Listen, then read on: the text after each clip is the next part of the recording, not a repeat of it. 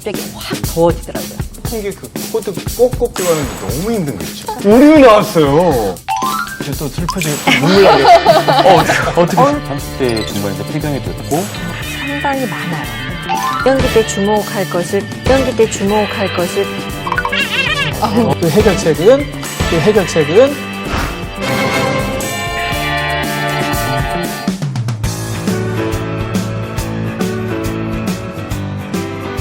안녕하세요. 엄마들이 세상에서 꼭 알아야 하는 최근의 핫 이슈들을 따끈따끈하게 만날 수 있는 EBS 부모 이슈앤맘 이지혜입니다. 자, 오늘도 재밌고 진솔한 이야기 나눠주실 조선미 교수님, 최재원 씨 나오셨습니다. 어서 오세요. 네, 안녕하십니까. 반갑습니다. 오늘의 주제는요. 누구나 세상을 살아가면서 피해갈 수 없는 중년의 사춘기라고 할까요? 그 여자, 그 남자의 갱년기 속사정이라는 주제인데요. 자, 오늘 갱년기를 잘 보내는 특별한 방법에 대해서 이야기를 나눠보도록 하겠습니다. 다양한 비법 소개해 주실 분들 소개할게요. 가정의학과 조혜경 선생님, 신동준 한의사님, 그리고 강경훈 기자님 나오셨습니다. 어서 오세요. 반갑습니다. 저는요, 사실 갱년기 하면 보통 50대 중후반의 여성한테 오는 거라고 생각을 했거든요. 근데 최근에 이슈를 보니까 남성 갱년기도 있고요. 30대 조기 갱년기가 오기도 한다라는 조금은 아찔한 이야기를 좀 듣기도 했었어요. 근데 이 갱년기를 잘 보내지 못하면 노년의 삶의 질이 떨어진다는 연구 결과도 있죠. 여기 이 자리에도 혹시 갱년기 즈음 되시는 분이 제 눈엔 없는데 혹시 있으신가요? 저기 일단 나중에 얘기해요. 네. 이게 딱 사람들이 갱년기다 하는 고 연령대인데 제가 사실은 나 갱년기 나이가 됐구나. 아무 증상도 없네. 네. 처음에 이렇게 생각했는데 어느 날 화가 울컥울컥 나더라고요. 갑자기. 제 성격이 좋거든요. 네. 화가 울컥울컥 나서 이건 남들이 날 괴롭히는 거야 이렇게 생각했는데 갑자기 확 더워지더라고요. 그래서 그 두 가지가 딱 되니까 이렇게 잘난 척할 거 없구나. 나도 증상이 나타나는구나. 그래서 이렇게 집에 가족들한테 다 선포를 했죠. 네. 건드리지 마. 엄마 화나는 나이야. 좋은 방법이네요. 예. 그랬더니 이제 조금씩 조심하는 것 같아요. 그래요. 저도 사실은 오늘 사례자로 나오라는 줄 알았어요. 네. 근데 제가 진짜로 얼마 전에 다른 모 프로에서 50대 여성 특집에 사례자로 나갔었거든요. 뭐 환자를 보기도 하지만 직접 경험을 하면 정말 내 얘기 같고 옛날에는 사실은 남 얘기 같지만 이게 그 피부로 와닿는 게 다르거든요. 그래서 우리가 좀 열이 확 나는 거. 여자들이 되게 추위를 많이 타지만 열이 확 나는 게 제가 보기에 여성 일생에 한 3번 있어요. 아기 가졌을 때 굉장히 열이 나죠. 그 다음에는 아이가 사춘기일 때 열이 확 나죠. 그다음에 마지막으로 이제 갱년기가 되면 열 나거든요. 그것과 함께 사실은 예전보다 굉장히 중요한 게 갱년기 이후에 30년에서 50년을 더 살아요. 그렇죠. 그러니까 나머지 인생에 굉장히 큰 터닝 포인트이기 때문에 이 갱년기를 잘 하시면 남은 인생을 훨씬 더 잘 살 수 있는 이런 아주 중요한 시기라고 할 수가 있어요. 근데 정말 드러내놓고 얘기하기가 쉽지 않기 때문에 저희 주제 자체가 갱년기 속사정이거든요. 우리 신동준 한의사께서는 사실 아직은 갱년기 나이는 아니시죠? 그렇습니다. 네. 정말요? 네. 근데 주변에 남자분들이 혹시 갱년기 때문에 호소를 하시는 분들이 있나요? 환자분들께서 대부분 오시는 분들이 갱년기인지 모르고 오시죠. 네. 근데 이야기를 듣고 이제 진찰을 하다 보면 갱년기입니다라고 말씀드리면 깜짝 놀라십니다. 예. 근데 남성분들은 이제 신체적인 구조가 간단하기 때문에 여성분들보다는 뭐 치료 방법도 간단합니다. 물론 되돌릴 수는 없습니다만 잘 넘길 수 있는 방법들은 있죠. 근데 가장 말을 안 들으시는 환자분들이 성인 남성분들이죠. 맞아요. 그래요? 병원에 가기 싫어하는 사람들이 청소년. 이 청소년보다도 병원에 잘 안 오시는 분들이 남성분들인데 이 남성분들이 사모님이 아내가 손 붙잡고 이렇게 오시는 분들은 대부분 10중 8구 갱년기 때문에 오시는 겁니다. 근데 보통 인정하지 않으시려고 하는 분도 계시죠? 예, 그렇죠. 뭐 한국 남성들의 특징인 강인한 인내심이잖아요. 아파도 참고 사시는 분들이 굉장히 많죠. 제 주변에 보면은 그 고등학교 선배인데 그 형을 그 학교 다닐 때 정말로 후배들이 이제 뒷말로 얘기하는데 진짜 저 형은 남는 게 힘밖에 없다라는 형인데 요 근래에 만났었거든요. 만났는데 그 얼굴 색도 안 좋고 그래서 무슨 일 있냐 그랬더니 그냥 다 귀찮대요. 다 뭐 그렇게 얘기를 하길래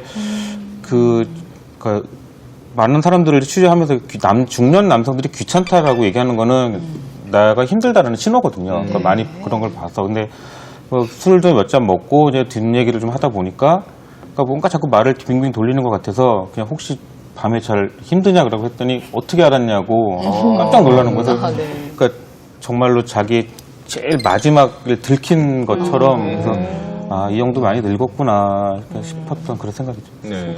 근데 이게 중년이 아니고 더 문제는 30대, 저 같은 사람들도 조기 갱년기에 걸릴 수 있다.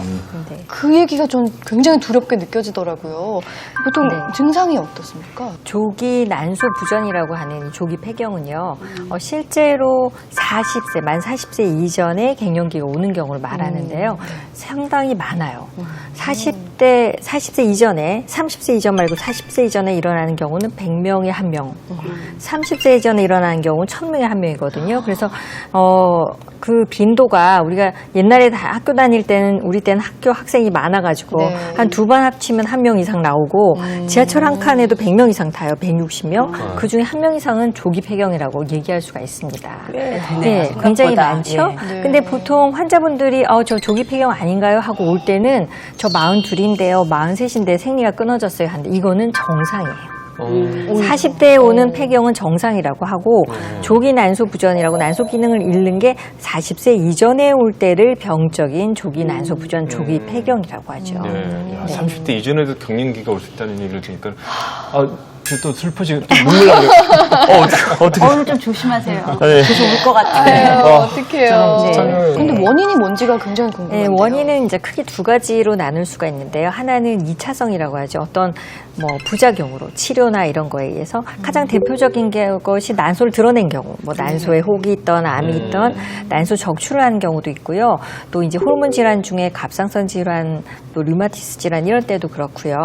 또 우리가 방사선 치료나 항암 치료 이런 부작용으로 난소 기능이 부전이 되는 경우가 이제 한 가지고요. 또 한 가지는 유전적인 경향도 있고 또 심각한 게 뭐냐면 굉장한 스트레스, 또 극심한 다이어트 이런 것들이 생각지도 않게 갑자기 이른 조기 폐경을 가지고 올 수가 있습니다. 네. 실제로 갱년기 증상을 이제 호소하는 환자분들을 조사를 해보면 마른 여성분들이 약간 비만한 여성분들보다 3배가량 더 많다고 합니다. 많아요. 예, 그렇습니다. 그러니까 마르다는 게 이제 기준상으로 봤을 때 굉장히 빼빼 마르신 분들, 그러니까 그런 분들의 체형을 또 추구하시잖아요. 네. 조사의 여성분들이. 과도하게 다이어트. 예, 그렇습니다. 이제 그렇게 과도한 다이어트는 조기 폐경, 조기 갱년기를 부른다. 남성의 증상은 이와 좀 다를지 혹은 비슷할지 궁금합니다. 한번 볼까요?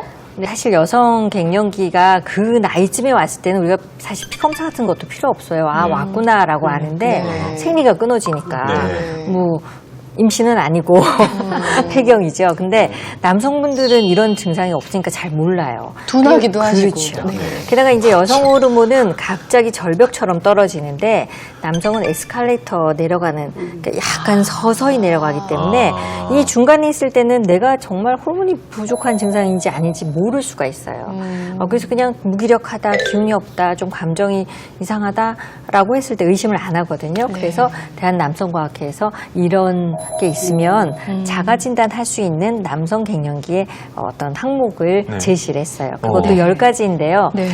집에 남편분이나 가까운 분이 혹시 해당하는지 한번 체크해 보시기 네. 바랍니다. 네. 1번, 가장 중요하고도 큰 거죠. 성적인 흥미가 없어졌다. 남성들에게는 되게 중요한 일이라고 합니다. 웬만해서 감수하지 않는데 흥미 같은 거. 흥미요. 예. 예, 흥미를 그렇죠. 끝까지. 예.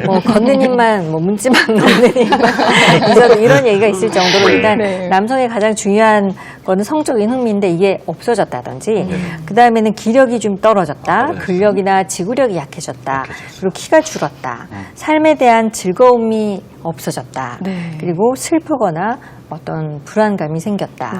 이런 것들이 심리적인 어떤 갱년기 증상이죠.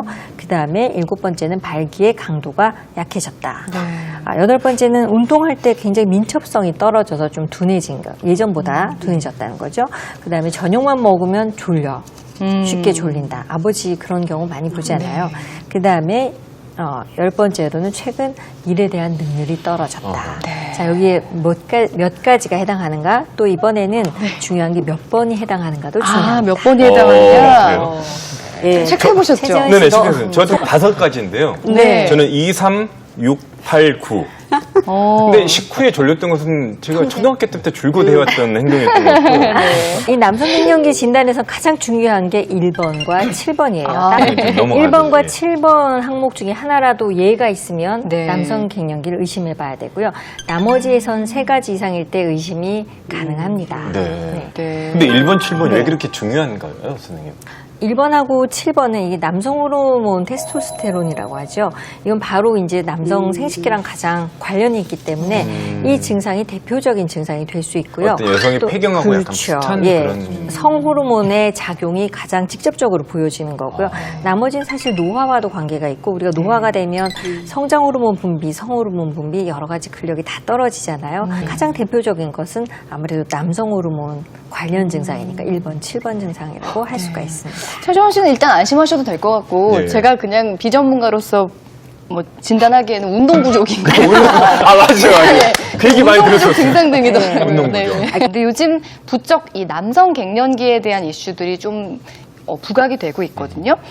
어떻게 보면은 예전보다 많아졌다는 거는 남성 갱년기가 예전보다 많아졌다는 뜻인 건지 아니면 요즘 이슈가 되는 건지 궁금하기도 해요. 남성 갱년기가 뭐 한의학에서 이야기할 때는 보통 40세부터도 나타난다고 보거든요. 40세는 이제 콩팥의 기운이 떨어지는 시기이기 때문에 머리에 흰머리가 생기고 치아가 흔들리기 시작하죠.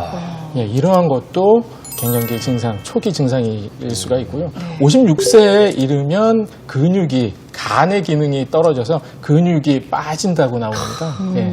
그러니까 근력 약화, 그리고 뭐, 다른 또한 성적인 기능의 약화도 예, 지금 남성 갱년기의 주요한 증상이 순간 한숨 쉬. 제가 정신과에서 일을 하는데 네. 그 우울증이 우리가 여러 가지 이유로 올 수 있는데 딱 정말 생물학적인 이유로 오는 게 한 2-3개 있어요. 네. 근데 하나가 산후우울증. 이건 이제 출산 후에 호르몬 네. 변화가 오는 거고, 그 다음이 이제 갱년기 우울증이거든요. 그래서 갱년기에 여성 같은 경우에 여성 호르몬이 이렇게 줄어들 때 이게 이제 뇌에도 스트레스 호르몬을 유발해서 뇌세포에 어떤 손상을 갖고 오거든요. 근데 갱년기 우울증은 이름을 따로 붙인 이유가 있습니다. 좀 양상이 달라요. 초조 짜증이 많습니다. 그래서 어머니들이 우울하다고 하시면서 굉장히 기운차게 짜증을 내시거든요. 그래서 전에 비해서 훨씬 기분이 안 좋으면서 짜증이 많아지시면 지금 이렇게 호르몬 치료를 받는 것처럼 정신과적 치료를 받는 것도 굉장히 도움이 됩니다. 일단은 그런 신체적인 문제 변화도 있지만은 그 중년 남성들 같은 경우는 젊었을 때 한창 일에 집중하다가 이게 어느 날 갑자기 주위를 둘러보면 하나둘씩 떨어져 나가고 집에 들어오면은 애들은 다 커서 사춘기에다 아빠가 뭘 알아, 아빠가 해준 게 뭐 있으라고 하면은 그런 게 더 복합적으로 이게 방아쇠 역할을 딱 일으키면은 그게 더 극심하게 진행되는 게 아닌가 그런 얘기도 있어요. 저희 한의사 선배님께서 이제 보내주신 카톡 내용이, 메시지 내용이 있는데 거기에 이제 남자가 은퇴를 준비해야 할 때 꼭 필요한 것들이 몇 가지 이제 말씀을 주셨더라고요. 네. 그 중에서 제일 필요한 게 자기 집에서의 자기의 공간이더라고요. 예. 공간. 이제 항상 밖에서만 일하시던 분이기 때문에 집에 들어오면 소파 한 켠, 예, 밖에 자리가 없는 거예요. TV 앞이더라고요. 보기가 안 좋고. 네. 네네. 어떻게든 한 공간을 사수해야 된다는 얘기. 그래서 자녀 방을 줄여서라도 남편의 방을 만들어 드려야 된다.